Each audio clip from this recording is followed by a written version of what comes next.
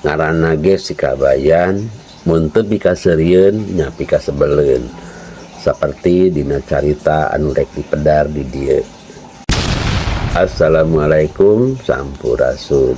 Urang patepang deui di Kanal Sunda, tempat diajar nyarios bahasa Sunda. Ayeuna urang ngadongeng anu judulna Sikabayan Udud Surutu. Sok golosor. Kacaritakeun dina hiji poe pabeberang dina hiji bulan puasa, Sikabayan kadatangan babaturanana anu tas ngumbara ti kota. Sajeroni ngobrol babaturanana ngasongkeun surutu anu gedena sarua jeung jempol manehna.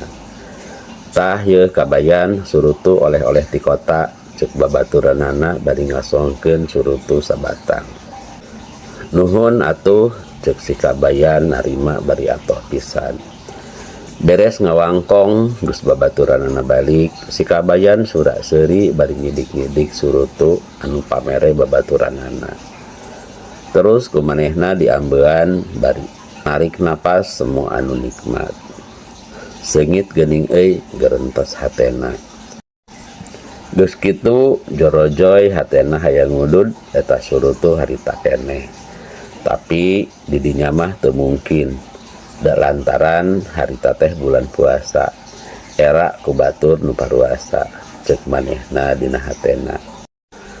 Bari ngalung-ngalung surutu eta ngan gelenyeh wae manehna seuri jiga nu meunang jalan. Geus kitu jeung manehna indit ka sawah, ka saung anu jauh halitu ka dieu. Manehna terus nundut surutu ku paneker anu teu weleh aya dina pesakna. Suruput semu nikmat ngenyot surutu bari ngamonyong-monyongkeun sungutna meh haseupna baruleun. Keur jongjon ngenyot surutu ujug-ujug aya nu ngageroan ti luareun saung.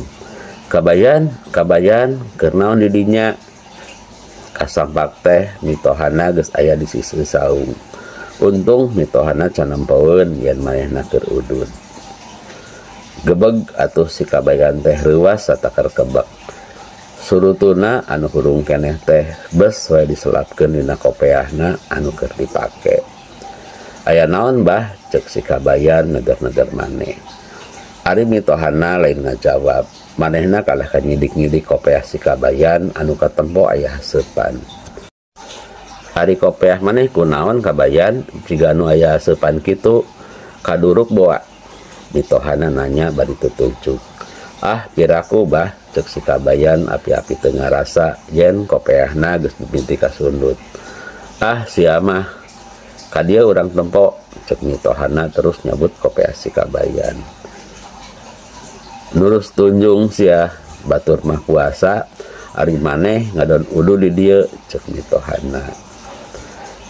Sanes kitu bah, ieu mah urut tadi sahur, poho can kapareuman, cek Sikabayan rada ngeles.